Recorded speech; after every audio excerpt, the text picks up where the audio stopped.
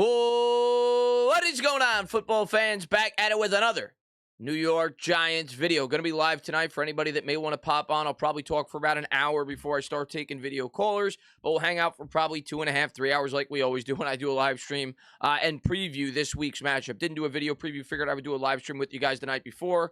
A lot of you guys have asked me to do video call-ins, but really wanted to dive into tonight's matchup. But I have started to see that there's been some rumors circulating regarding the New York Giants and the wide receiver position. And I'm not going to discount these rumors, okay? Not a lot of people, but there were some people in my comments when I made a video like 2 weeks ago regarding the rumors about that the New York Giants may look to potentially trade Kadarius Toney, even though I didn't necessarily strongly believe in it. I talked about it. People said, why are you talking about this? There's no way this would ever happen. Well, it happened. So sometime rumors come true. And right now the trade deadline's in 2 days after, 3 days, 2 days after Sunday. I think it's on Tuesday, November 1st. And we all know right now the New York Giants have a big, big need at the wide receiver position, especially after they traded Kadarius Toney, who a lot of Giants fans were banking on would get back. Now, of course, we're supposed to get Kenny Golladay back, but we know that Brian Daboll and Kafka would like as many wide receivers as they could possibly get.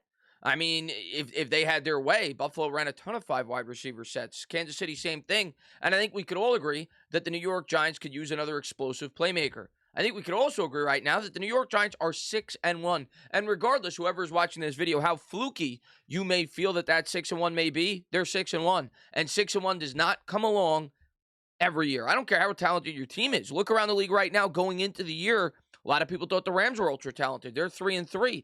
Injuries happen from around the league. Sometimes you get opportunities, and sometimes if the right deal is there, you have to grasp it. And right now, opportunity is knocking on the New York Giants door at 6-1. I'm not telling you that they need to go all in. Absolutely not. I think Joe Schoen and Brian Daboll realize that this is a multi-year process, that this is not going to be our only year, that we're trying to build something for sustained success. But if the right deal presents itself, the New York Giants absolutely should entertain potentially making a trade. At the end of the day, these guys are working their butts off each and every week to give us as good of a product as they possibly can. And this team has fought, scraped, clawed to get to this 6-1 mark. Joe Schoen is trying to build a winning culture. Brian Daboll is trying to build a winning culture. What better message to send to your players that you're confident in them to try to go out there and get them some help? You know, we've seen it from the beginning this year. Brian Daboll has expressed confidence in these football players. 2-point conversion at the end of the game against the Tennessee Titans week 1. That set the tone. He's gone for it on fourth down. On the defensive side, we've shown extreme aggression, even in obvious situations where we probably should be in zone coverage. The New York Giants have expressed confidence in their players. They're trying to build a winning culture.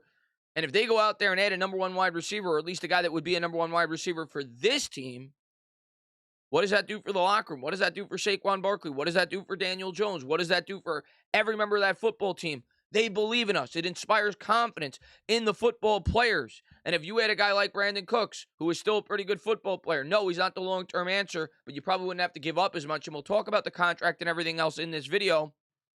It's going to instill confidence in this football team. And having a threat like that on the outside, whether it be him, whether it be Judy, whether it be another wide receiver we bring in, if you have a legitimate threat in the pass-catching game, it's only going to open up the run game for both Barkley and Daniel Jones and should open up this offense, at least to a certain extent. Now, I know that Brandin Cooks isn't the tallest guy, but he's a guy that definitely is a mismatch. He's definitely a guy that poses a threat in the speed department. And he's a veteran receiver that's been around the league. He's played in playoff games, and he's been a consistent 1,000-yard receiver. I think he's got 6 or 7 seasons in which he's eclipsed 1,000 yards. I know this year he doesn't have the best stats, but he's playing for the Houston Texans. He wants out of there. He wants to get an opportunity to play for a winner. He's been traded like 6 or 7 times, so this wouldn't be new to him. Whether or not he'd want to come to the New York Giants, we'll have to wait and see. But he'd certainly have an opportunity to play for a team that's competing and contending to try to not just make the playoffs, but hopefully try to advance from within the playoffs. But let's dive into some of these rumors just regarding Brandin Cooks. Like I said, it may not be Brandin Cooks. It may be somebody else. But the fact, if these rumors are at least slightly true, it leads me to believe, like I've believed all along, that the New York Giants, if the right deal is there, are going to entertain trying to add a wide receiver for this football team. And I think they have one of two avenues to do this. One, you could go out and get a guy like Jerry Jeudy. You could go out and get a guy like a Chase Claypool, a younger receiver that you feel like you could build with for the next 3, 4, 5 years that you could instill in this football team. The other option is to go after a guy like Brandin Cooks. Now, what would be the benefit to go after a guy like Brandin Cooks? You would have to think the price would be significantly less in terms of draft capital. If you're bringing in Jerry Jeudy, who's, 22, 23 years old, however old he is, you're going to have to give up a lot more in terms of draft capital. A guy like Cooks, you could keep him for this year, maybe another year, depending on how the contract works itself out after the trade. But after that, there's not much of a commitment, which means you're not going to have to give up nearly as much. For a guy like Cooks, you're talking a day 3 pick. Round 5, maybe round 6. I don't know what it would cost, but it's not going to cost you the same it would cost for a guy like Jerry Jeudy. Obviously, the benefit with Jeudy, it's a guy you feel like you could build with for the next 3, 4, 5 years that you could bring into the offense. So that is what I think Joe Schoen will have to weigh, and he'll have to look at what he feels if there is a deal out there that is worth making to try to help not just this year's team, but try to help the future of this football team, depending on the wide receiver that they bring in. It also gives you the benefit of him getting on the same page with Daniel Jones, getting accustomed to this offense if you plan on keeping him more so than just this year. The following year in 2023, he would come in already with a good rapport with the quarterback. You'd also give yourself a little bit more freedom in terms of the draft. If you weren't, to trade a first or second round pick. Maybe you don't have to force a wide receiver with your first-round pick next year. So there are some benefits to making a trade at the deadline, not just for this year, if the Giants were to go out and do that. But let's talk about the rumors. This coming out from Jordan Schultz. This is what he had to say. Multiple teams in the mix for Texans wide receiver Brandin Cooks, Rams, Vikings, Giants, and the Packers, as a dark horse, have reached out to Houston, sources tell the Score. And whether or not the New York Giants are going to get Brandin Cooks or not, it leads you to believe that the Giants are exploring their options at the trade deadline, and it leads you to believe that the New York Giants are not going to be sellers. The New York Giants are going to look, and if there's a good deal there, they're going to make it. Like I said after we traded Kadarius Toney, that didn't mean that we were sellers. I fully believe that was a guy they identified as a player that they wanted to trade probably months ago, and then came to the conclusion once they got the right deal presented to them that they were going to go off and trade him. That doesn't mean that they're sellers. It means they got rid of a player that they didn't feel was in the best interest of this football team, short or long term, and got what they felt was fair enough draft compensation. Now they could go out there and potentially add somebody, and the way they look at it is if they were to add a guy like Cooks, for example, you didn't really give up anything because you added draft capital, in the trade for Kadarius Toney. As far as the Cooks thing goes, listen, if you look at the contract on Spot Track, a lot of people are going to say there's no way he can make this trade. He's due to make $26 million. I think it is against the cap next year. Now there are bonuses involved. And listen, at the end of the day, there was no way Houston is going to be able to trade Brandin Cooks, whether that be to the Giants, the Packers, the Rams, or anywhere else, unless there is a change in terms of the contract that team is going to be taking on. At the end of the day, he's 29 years old. He's going to be 30 years old next year. I don't think a team is going to voluntarily look to pay him $26 million against their cap next year. So there will be alterations to that. If the Giants were to make this trade, there is no way they would take on that kind of salary. So I really wouldn't worry about it. Houston's going to have to take on a lot of that money if the Giants are to make this trade with the Houston Texans.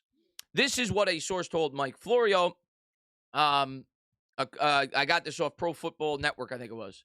A source told Mike Florio of Pro Football Talk, I should say, ProFootballTalk.com, that Cooks would be willing to sacrifice some of his 2023 salary in order to escape the Texans and return to the Rams. This was, I think, yesterday or the day before that. Cooks has a fully guaranteed $18 million salary coming his way in 2023, a factor that's complicated trade talk so far. The financials of a trade would be a whole lot easier if Cooks was willing to give up some of that money, and Florio suggests that the Texans could also eat some of the contract. So there you go. So if the Giants were to ever get involved with this, there's going to be some money that is eaten. If the New York Giants were to bring him on, it sounds like he favors the Rams. But if the Rams were to ever lose this week, and I think they're playing the 49ers, they may very well not be buyers. The Rams may be just sitting there and waiting to see if they feel like it's going to be in the best interest of this team to make a trade at the trade deadline, being that they're sitting at 3-3. Matt Stafford has looked underwhelming. And if they win this week, there's probably a good chance that they're buyers. But at 3-4, I don't know, so we'll see.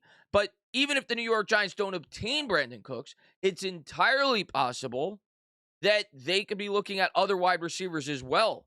And if they win this week, I think it would only increase the likelihood that the New York Giants would look to make a splash move at the wide receiver position.